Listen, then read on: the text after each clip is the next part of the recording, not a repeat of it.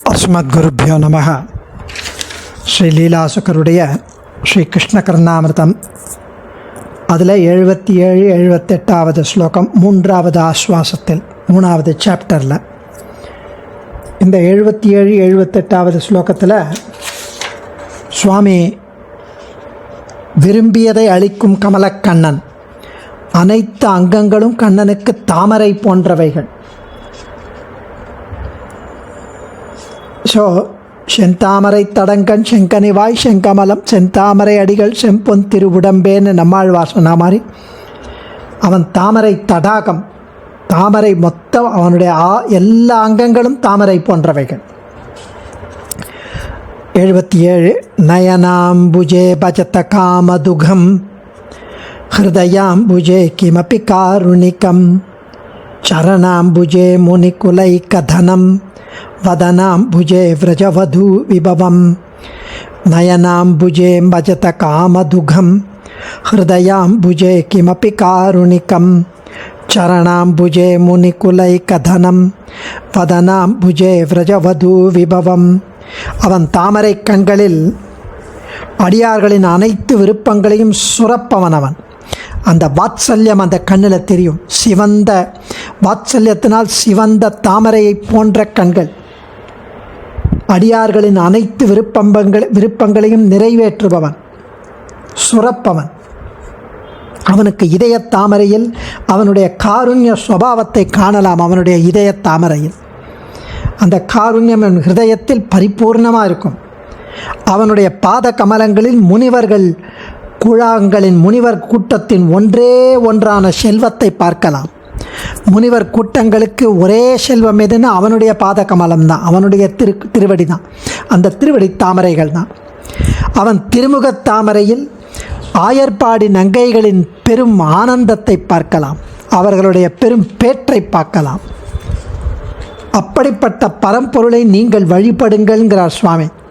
நயனாம்புஜே பஜத காமதுகம் ஹிருதயாம்புஜே கிமபி காருணிக்கம் சரணாம்புஜே முனிகுலைக தனம் வதனாம்புஜே விரஜவது விபவம். நயனாம்புஜே பஜத காமதுகம், நயன அம்புஜே கமலக்கண்ணில் காமதுகம் விரும்பியதை அளிப்பது அந்த கண். ஹிருதயாம்புஜே கிமபி காருணிக்கம், இதய கமலத்தில் சொல்லுக்கு அடங்காத கருணையை பொழிவது.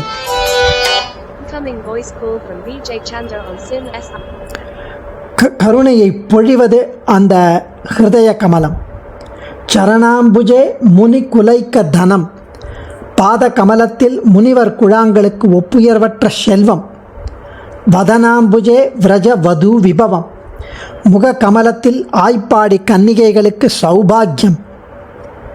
அப்படிப்பட்ட அந்த மெய்ப்பொருள், அந்த பரம்பொருள், அதை பஜத நாடி அடைவீர்களாக அப்படின்னு நம்மை அட்ரஸ் பண்ணி சொல்கிறார், நம்மளுக்கு சொல்கிறார், நீங்கள் வழிபடுங்கள் அப்படின்னு சொன்னவர். அடுத்த ஸ்லோகத்தில் எல்லா சுவைகளையும் அப்பால் விரட்டிவிட்ட கிருஷ்ண தத்துவம் அவன்.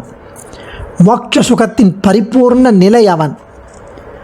நிர்வாசனம் ஹந்த ரசாந்தராணாம் நிர்வாண சாம்ராஜ்யமிவாவதீர்ணம் அவ்யாஜ மாதுரிய மகாநிதானம் அவ்யாத்ரஜானாம் அதிதைவதம் நஹ. நிர்வாசனம் ஹந்த ரசாந்தராணாம் நிர்வாண சாம்ராஜ்யமிவாவதீர்ணம் அவ்யாஜ மாதுரிய மகாநிதானம் அவ்யாத்ரஜானாம் அதிதைவதம் நஹ. ரசம் என்கிற சுவைகளின் அனுபவம் 2 வகை. அறுசுவை என்ற ஷட் ரசங்கள் 6 சுவை இருக்கிற ஒரு வகை. நவரசங்கள்னு இலக்கிய சுவை ஒரு வகை. இந்த ஸ்லோகத்தில் வரும் ரசம் இந்த 2 வகைகளையும் குறிப்பதாக எடுத்துக்கொள்ளலாம். கிருஷ்ணன் என்கிற அந்த தத்துவம் ஆச்சரியமான இனிமையான தத்துவம். இந்த ரசங்கள் எல்லாவற்றையும் விரட்டிவிட்ட ஒரு ஆச்சரியமான தனித்தன்மை வாய்ந்த இன்ப ரசம் கண்ணனுடைய தத்துவம். அதுவே மோட்சம், நிர்வாணம் என்ற பேரானந்த நிலையான மோட்ச சாம்ராஜ்யத்தை கீழே அதுவே இறங்கி வந்து விட்டதோ என்று தோன்றச் செய்கிறது. மோட்சம் ஆனந்தம், அந்த பெருவீடு, இன்பப் பெருவீடு அந்த ஸ்ரீவைகுண்ட ஆனந்தமே இங்கே இறங்கி வந்துட்டோன்னு போயிருக்கு கிருஷ்ணனை பார்த்தா.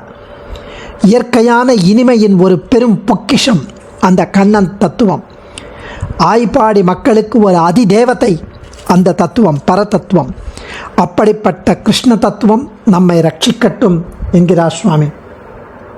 அடியேன் தன்யோஸ்மி. சர்வம் ஸ்ரீ கிருஷ்ண அர்ப்பணமஸ்து.